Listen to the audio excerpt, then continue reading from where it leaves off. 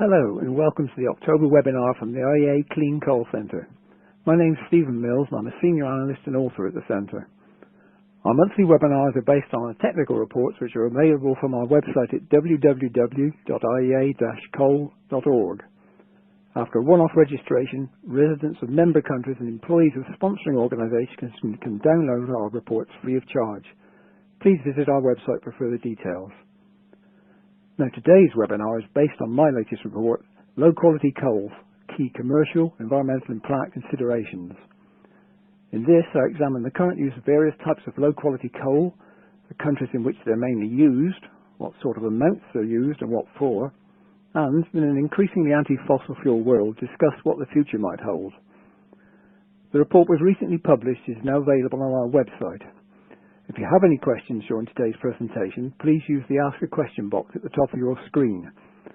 Add your email address as well so I can send you a fuller report if you run out of time or if a more detailed response would be appropriate. Now, what many people outside the industry often fail to recognise is that around half of the world's estimated recoverable coal reserves consist of what are considered to be coals of low value or low quality. And what we're talking mainly here about is subbituminous and high ash bituminous coals and various grades of lignite. All of these are important for power generation or cogeneration, by far their biggest markets, but they're also used for a number of other applications. Inevitably, each type of coal brings its own combination of advantages and disadvantages. But despite any drawbacks for a number of reasons, quite a few countries have turned increasingly to the use of such coals. The use was last examined in detail by the Clean Coal Centre in 2011, but since then the international supply and demand situation for these types of coals has evolved. In some parts of the world there's been a significant increase in the amount used as, often for commercial reasons, utilities have switched to lower quality sources. Now, as everyone knows, recent years have seen the world's demand for coal, particularly for power generation, increase hugely. Since, although environmental concerns have seen coal use decline in some of the more developed economies, the overall global market for coal has grown significantly. Much of this growth has been centred on a number of Asian countries, particularly China and India. However, in general, the overall quality and types of coal traded and utilised has been changing. For some decades, many coal-producing countries have seen a steady decline in the quality of the coal they produce. Particularly in those with a long history of coal mining, reserves of better quality have long been exhausted. The result's been a shift towards the greater use of coals with a lower heat content or other undesirable properties, such as high ash content. In some cases, this trend's been evident for many years, so production in some economies has been increasingly replaced or augmented with coals of lower heat content. Now, as recently as 2000, the bulk of seaborne trade was for coals with a heat content of 25 megajoules per kilogram or greater. But more recently, variants with lower heat content have entered the market, perhaps most notably low-rank Indonesian coals less than 21 megajoules. But globally, where coal use carries on, the general trend towards the greater use of low-quality coals is expected to continue. Now, there's something of a consensus amongst many industry observers that the long-term future of coal-derived energy is going to include the greater use of low-quality coals, a trend that's already evident in various markets around the world. Now, today's biggest coal producers are China, the USA, India, Australia, Indonesia and Russia, and combined these account for over 80% of global production. In the period up to 2020, these rankings are expected to remain pretty much the same. Currently, some of the largest coal consumers are attempting to rein in coal use, and this was a contributing factor in 2014's decrease in global coal consumption. However, in the period up to 2020, global production is forecast to continue increasing at a moderate rate of up to around 8.6 gigatons a year. Now, as in recent years, this growth is expected to be driven mainly by developing Asian countries, predominantly India. Here as elsewhere, even with the increasing deployment of other forms of power generation, coals of lower quality will continue to provide reliable, low-cost electricity to populations that in some cases are in desperate need of an affordable and reliable source of electricity. Huge numbers still lack this basic resource that we are fortunate enough to take for granted. Factors such as the growth in renewables will undoubtedly continue to drive down coal use in some economies, but to some extent this may be countered by the increased provision of electricity to, for example, rural communities in India, and much of this will come from coal-fired power plants. Now, what actually constitutes a low-grade or low-quality coal? Well, the degree of alteration that occurs as coal matures from peat to anthracite is referred to as its rank. Low-rank coals include lignites and subbituminous coals. As they contain less carbon, they have a lower energy content than coals of a higher rank. However, when issues associated with low-grade coal are considered, rank becomes less important. There's no single and universally accepted definition of low-grade or low-value. However, a coal that's only limited use because of undesirable characteristics, such as, say, high ash content, is often described in this way. Most low-rank coals, primarily subbituminous coals and lignites, are generally categorized as low-grade because of characteristics such as high moisture and low heating value. So in summary, a coal tends to be categorized in this way if it has one or more troublesome properties related to use, particularly in power plants. So just where are the world's biggest coal reserves and which countries possess the most and of which types? Well, based on the latest IEA estimates, economically recoverable coal reserves amount to around 968 gigatons. Now, as we all know now, low-value coals make up around half of this total. Estimates suggest that by rank, anthracite plus bituminous coals account for this figure, 45 to 47% of the total, subbituminous coals for 30 to 32%, and lignite for 22 to 23%. Now, although coal deposits are distributed widely, around 80% of the world's recoverable reserves are located in just 5 regions, namely the USA, the Russian Federation, China, non-OECD Europe and Eurasia outside of Russia, and Australia. And this table shows the top 10 coal-producing or consuming economies. Some produce a number of different types of coals, but many include one or more types of low quality.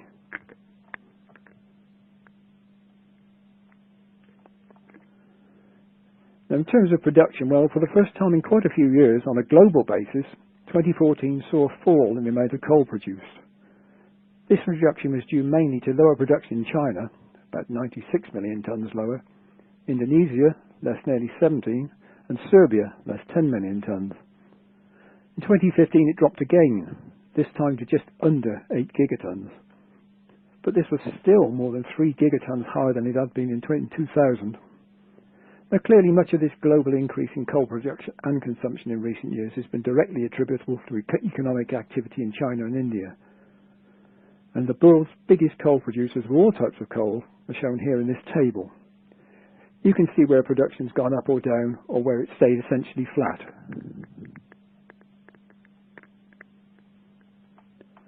Now, sometimes for decades, the quality of coal produced in many parts of the world has been declining steadily. There are various reasons for this, but often it's simply a case that the better quality reserves have been exhausted. For example, this downward trend in quality has been evident in the USA since the 1950s, if not before. As productions move progressively from anthracite and bituminous coals to subbituminous western coals, the overall average CV of US coals has continued to fall. In the 1950s, it was around 29.2 megajoules. By 2007, it was down to 23.6. By 2015, it was 21.3, and by 2030, it could easily be down to around 20. Now, part of this reduction in CV has resulted from the replacement of some higher energy resources with subbituminous coals. However, there's been a reduction in CV across all ranks. Elsewhere, in many European and some Asian coal-producing countries, quality has also been declining through various combinations of unfavourable geology and the depletion of better quality reserves. And in some places, such as India, the rise in the use of open cast mining hasn't helped, as ash levels here have tended to increase. These problems have been replicated in many places around the world where exhaustion of good quality or easily accessible reserves has forced utilities to increasingly rely on lower quality supplies. Now, inevitably, each coal brings its own individual combination of properties, some of which are beneficial and others that can be more problematic. Depending on individual circumstances, there are various reasons why end users opt for lower quality coals.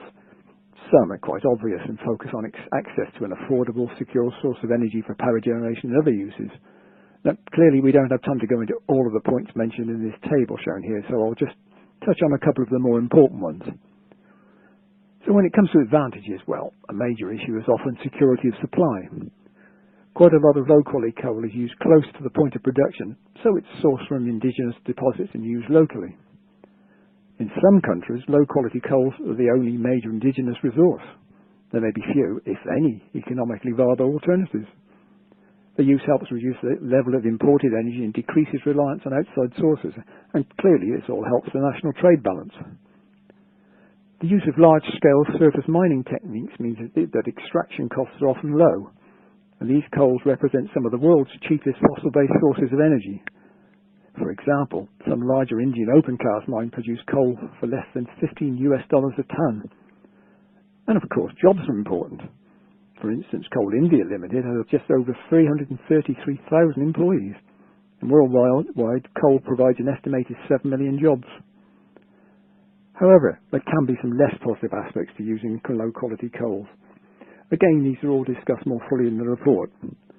But at the end of the day, the choice for a plant operator can be influenced by a variety of factors, some more important than others. However, it's not necessarily based on cost alone, as there are a number of other factors that can impact in various ways. In short, it's often something of a balancing act to arrive at the best choice.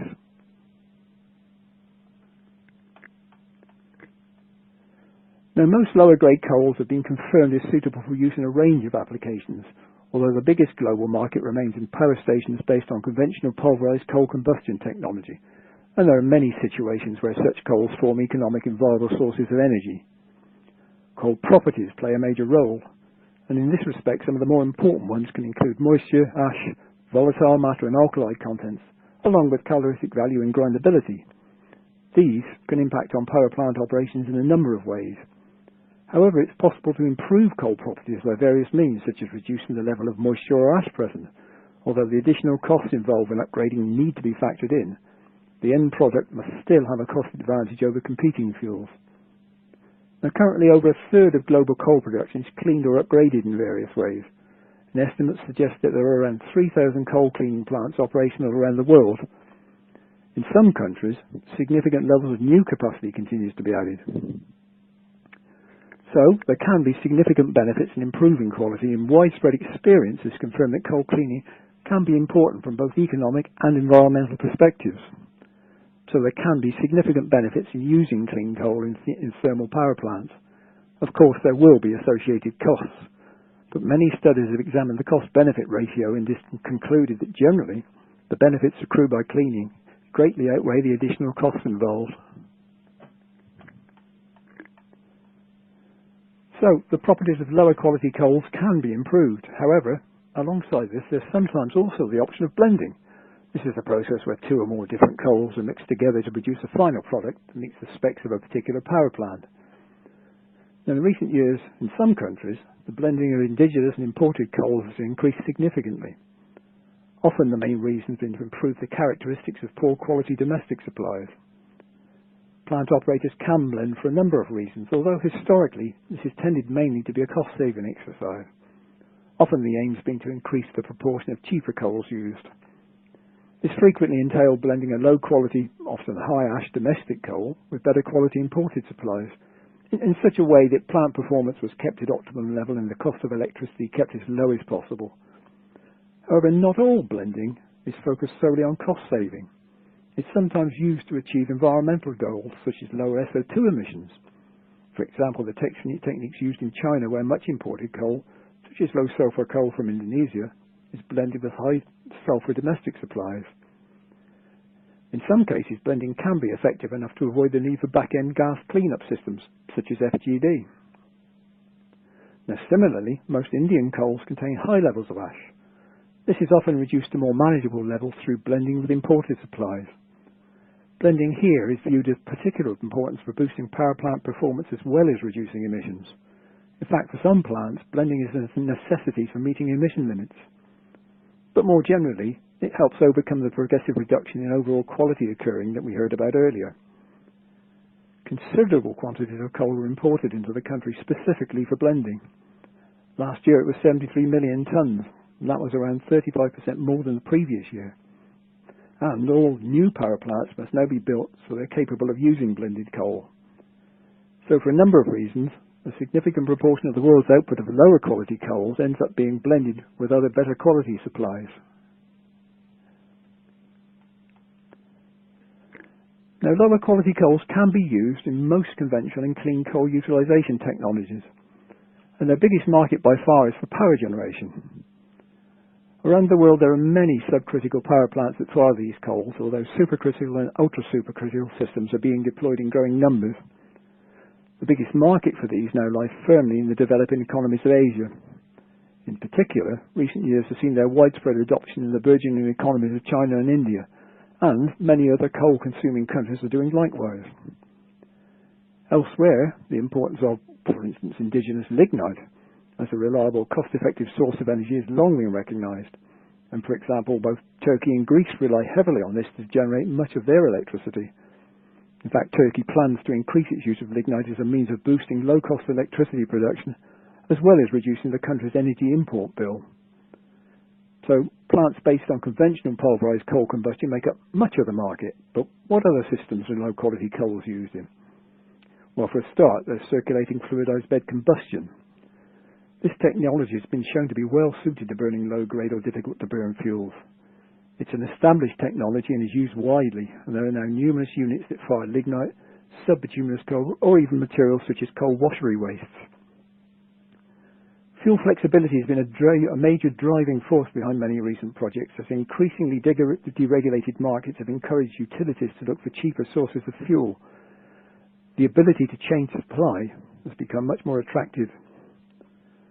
And for these sorts of reasons, in some countries, local circumstances have meant that CFBC technology has become well established. Let's turn to gasification. Well, around the world, a variety of coals have been gasified, and these have included different types of low-quality coals and lignites. Some are now used for large-scale commercial operations. Plant size and configuration varies widely, although some facilities are of considerable scale. Probably one of the biggest and best known is the Great Plains Synfuel plant in North Dakota, USA. This manufactures synthetic natural gas plus a range of other products from 18,000 tonnes a day of local lignite. However, in terms of number of individual gasification projects, China has the most, well over 100. And here, development of the sector continues, with the government supporting a significant number of R&D activities. At least 10 new coal-to-SNG projects have been built or planned, and these will use either lignite, subbituminous coals, or combinations such as washery residues and high ash coals. Elsewhere, gasification projects using low-quality coals are also being developed in South Korea, India, Ukraine, and Mongolia. Now, around the world, there are also a number of IGCC projects based on various technology variants that utilise low-quality coal as feedstock. For example, in China, subbituminous coal is being used in the 250 megawatt GreenGen project in Tianjin, and there are also several similar other Chinese projects being developed. In other countries, well, IGCC projects include plants in South Korea, the Czech Republic and India. And finally, a project in the USA that's been in the news a lot over the past year or so, and that most people will be very familiar with. This is Southern Company's Kemper County plant. This is fueled on Mississippi lignite. It's certainly had its share of problems, but after a series of cost overruns and delays, this important project is finally nearing completion. This will be a significant milestone. Let's look at coal to liquids. Well, CTL is particularly attractive for countries that rely heavily on oil imports but have large domestic coal reserves. Over the past decade or so, there have been quite a number of CTL projects proposed, although as a result of various economic and environmental reasons, most have failed to materialise. However, there are a number of commercial-scale plants operating in several parts of the world. The best known is probably Sasol's operation in South Africa, where, since 1955, indigenous coals have been gasified to produce liquids and other products. Elsewhere, a number of major CTL projects have been proposed or developed, mostly in China. Historically, more than 100 Chinese coals were evaluated for their suitability for CTL applications, and around 15 were selected. The best were low-ash subbituminous coals. There are now a number of Chinese projects that use this type of coal, and this table shows a few examples of them and their scale of operation. In other parts of the world, several projects show promise and have been proposed in countries such as Indonesia, India, and Mozambique. So just to bring this section to a close, low-quality coals can be cleaned and upgraded in various ways so as to improve their energy content and other properties. This enables some to compete directly with coals of higher quality. It can be used in most coal-based processes, including all main forms of clean coal technology. In some cases, they can be used directly, whereas in others, a degree of pre-treatment is sometimes necessary. Some are already used widely and in considerable quantities and in a number of processes. Others hold potential for the future. Now, in this part of today's webinar, we'll take a brief look at how lower quality coals are used in selected major economies and in what sort of quantities. Let's start with lignite. Now, for countries with lignite reserves, a particular advantage of its use as an energy source is that it often offers a high security of supply. At current rates of consumption, the world has an estimated 200 years of supply remaining. However, in some countries, new reserves continue to be discovered. Some economies rely heavily on the reserves of lignite, where they form strategic assets used for electricity generation. This is lignite's biggest market, and there are more than 700 stations of 100 megawatts capacity or more in operation. Around 10% of these have come online since 2006. These plants provide some of the world's lowest cost electricity, although depending on individual circumstances, emissions can sometimes be relatively high. Now, as with lignite, the use of subbituminous coals is also important in a number of major economies. These make up around a third of the world's total and generally have characteristics that fall somewhere between those of lignite and bituminous coals. As with lignite, their main use is for power generation or cogeneration in heat plants. And finally, there are also several major economies that rely heavily on high-ash bituminous coals. As with other low-grade coals, these are often of strategic importance and constitute a major source of energy. So, for some years, they've been of particular importance in India, China and South Africa. So overall, all three types are used to generate a significant proportion of the world's electricity and heat. Now, a section of my report looks at which individual countries rely most on one or more of these types of coal, and the type and scale of their application. The countries addressed are these. Of course, we don't have time today to go into each of these in any real detail, so we'll just look briefly at a few examples in order to give you a flavour of what each country report contains. Let's start with the USA. We're here, within the context of this report, we're talking about lignite and subbituminous coals, mainly those from the Powder River Basin, or the PRB. The US has an estimated 30 gigatons of recoverable lignite reserves, with most production taking place in these states. Annually, around 72 million tons is used, with about 80% of it going to power plants. The other coal type of particular importance is subbituminous. At nearly 99 gigatons, the USA has the world's biggest proved reserves of this type of coal. It represents some 37% of the country's demonstrated coal reserve base. All of this lies south of the Mississippi, mostly in Montana and Wyoming, with the biggest individual area of production being the Powder River Basin. The PRB is the largest resource of low-sulfur, low-ash subbituminous coal in the country, and is the single most important coal basin in the USA. In fact, it's one of the largest deposits of coal in the world. Recent estimates suggest an original coal resource of more than 1 trillion tons. And in 2014, nearly half of all the coal burned in US power plants came from PRB mines.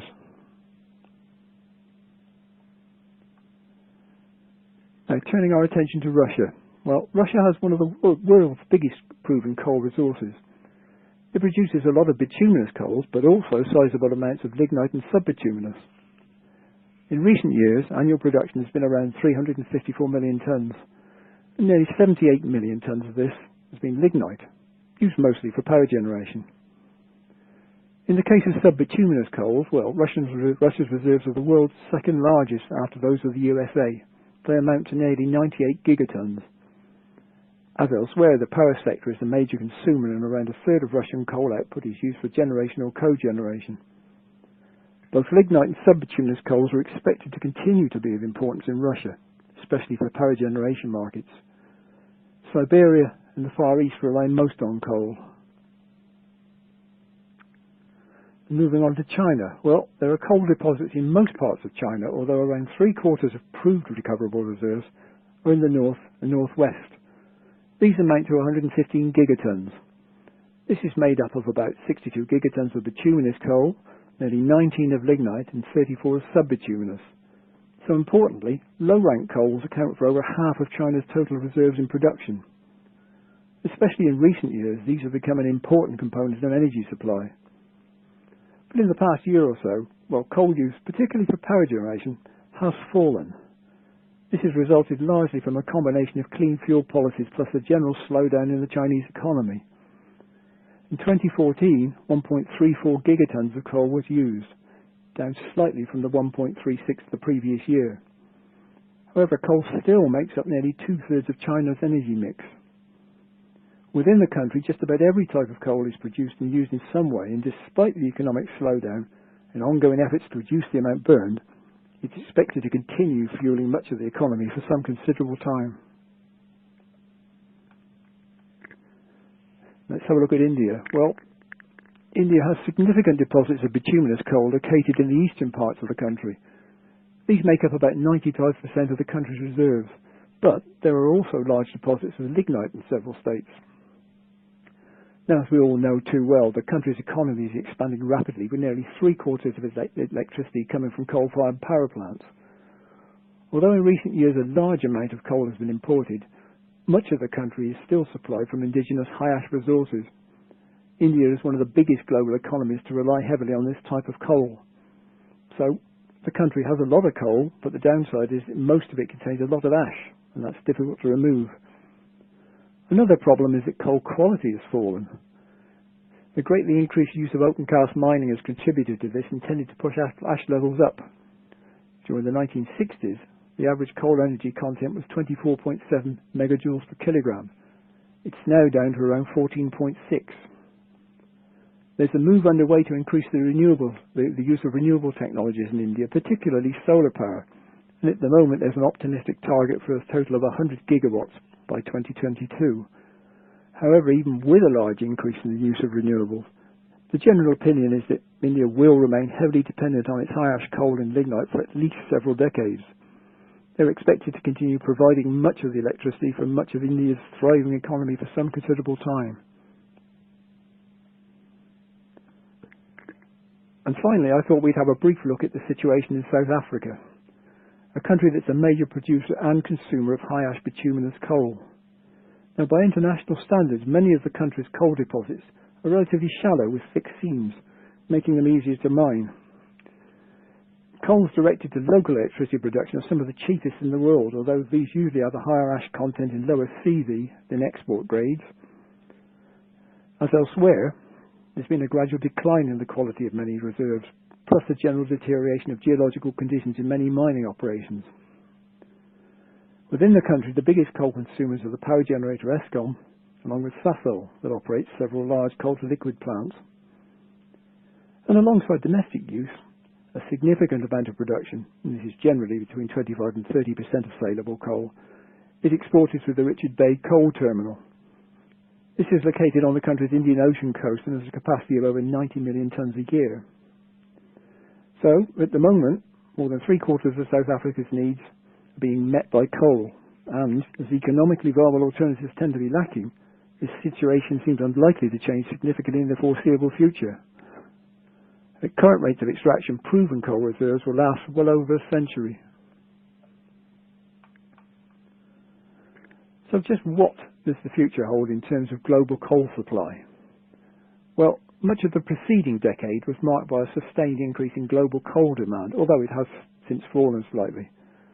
To meet this demand, as well as predicted future increases, various mining operations around the world were slated for near-term expansion.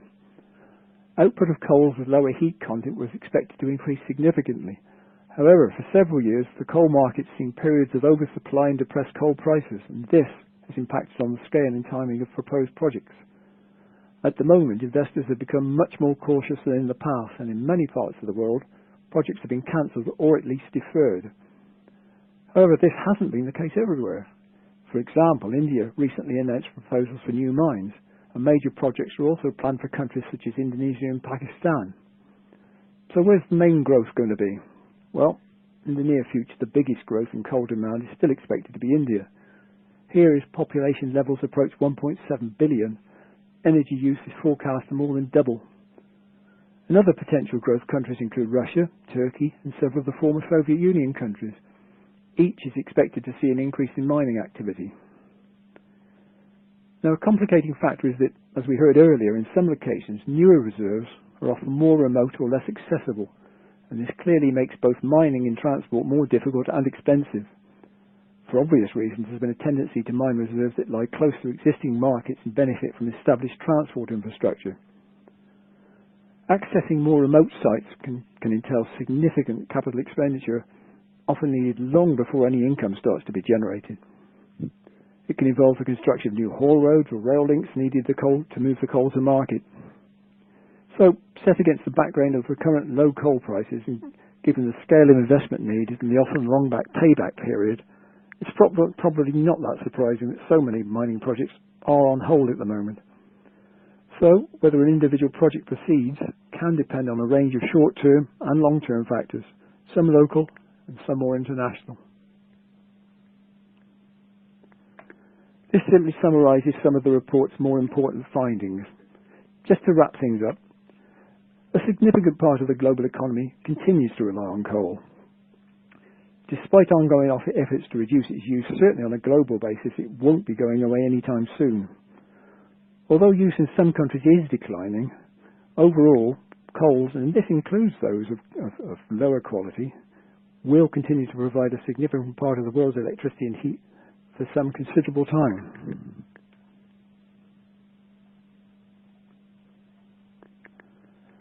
That brings us to the end of today's webinar. Now, clearly all of the topics we've covered and others are discussed in more depth in the report. Before we address any questions that have come in, I'll just take the opportunity to let you know about next month's webinar. This will be on the 16th of November and presented by Hermione Nalbandi and Frugdon, who will talk about her latest report, Operating Ratio and Cost of Power Generation. Right, we'll just see what questions we've had come in. We've had a few. Bear with me while I just have a look at these.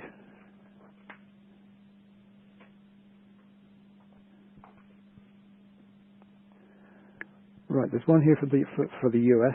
I think you mentioned that most of the lignite produced in the USA was used for power generation. Where does the rest go? Yeah, you're quite right. About 75 to 80% of US lignite is used for power generation. It's of particular importance in a number of the states, such as Texas, where it's used sometimes with subbituminous coals, and it's used to generate around a third of the state's electricity. The other main uses, which I didn't speak about particularly, are for reduction of fertilizers and SNG. And in this context, we're really talking mainly about the Great Plains Gasification plant that we mentioned. Briefly, this uses, I think it's 14 Lurgi-based gasifiers to gasify lignite. Most of the SNG produced, I believe, is distributed in the eastern USA. And of course, I'm sure you'll be aware that the plant also forms part of the world's largest CO2 capture and storage project. Since 2000, I believe, it's been sending CO2 through to Saskatchewan in Canada, where it's used for enhanced oil recovery. Have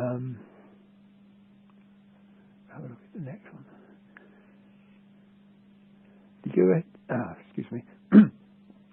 The USA is in the throes of developing the Clean Power Plan. What impact might this have in the longer term, especially for lignite and PRB coal? Certainly in the last few years, coal production's fallen in some areas, but it's also increased in some others. So it's a bit of a mixed picture at the moment. But of course, there are understandable concerns that within the sector that upcoming environmental legislation, particularly the Clean Power Plan, will have or could have a major impact on the amount of these coals used for power generation. From what I've read recently, it's been suggested the plan could see an awful lot of coal-fired capacity shut down, and several studies have suggested this could begin as soon as 2022. But I think, as we all know, some utilities are already moving away from coal. But major closures could have a big impact on local economies. We've talked about Texas. That's where it's particularly important. I came across a recent study that mentioned the fact that the lignite-based mining and power sector contributes more than $7 billion in economic activity in the state, and of course it also employs a lot of people. Having said that, the changes taking place within the US power sector meant that, I think we mentioned in 2013, for the first time in 2 decades, US coal production actually fell below a gigaton. But having said that, the scenario of a dramatic reduction, certainly in the case of subbituminous PRB coal, isn't accepted by everybody in the industry. And some suggest that certainly in the period up to the end of this decade, if not before, the amount of PRB coal, for instance, burned is likely to remain relatively stable. And of course there may also be the potential for increased coal exports. And recent press reports seem to indicate that this may now be sort of getting underway. What else do we have? Is there any specific benefit to use lignite or low quality coals for biomass coal firing compared with high quality coals? Slightly tricky one. It depends on the actual plant to some extent, and it really depends on the particular combination of coal and biomass we're talking about. This is something I did address in a previous report, so it's probably easier for me to reply to this in some detail if I get back to you outside of this presentation. So if you'd like to add your email address to this, I will get back to you. And we have one more that says, are there any extra problems with CCS for low rank coals? Again, it's a bit tricky because it depends on the particular technology we're looking at. If we're looking at, for instance, an old subcritical power plant using low quality coal, clearly the economics are going to stack up against it for any application of CCS. If we're talking about perhaps a supercritical or ultra supercritical, then of course it makes a massive difference because of the much increased significant efficiency and lower environmental footprint.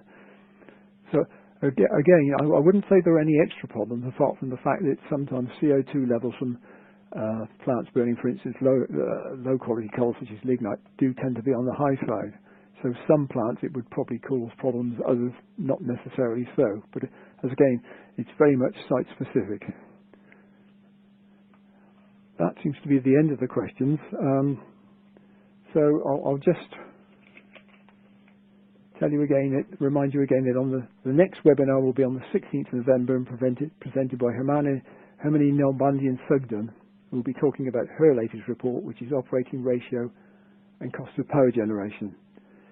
Thank you very much for your attention today. I hope you found some of it useful, and as I said, if there are any more questions that you would like answering or issues to discuss, please get in touch with me. Thank you and goodbye for now.